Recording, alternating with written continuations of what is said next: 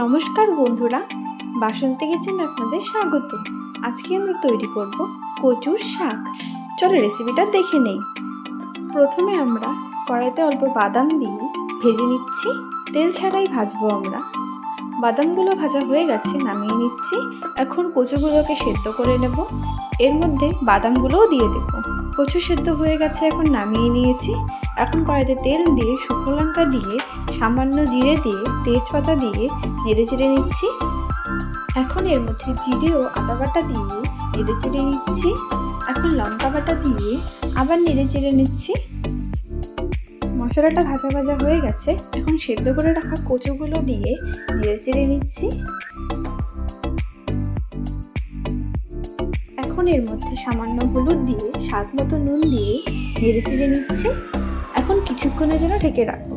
ঢাকনাটা সরিয়ে দিয়ে সামান্য চিনি দিয়ে একটু লেবু চিবু দিয়ে আবার নেড়ে চেড়ে নিচ্ছি।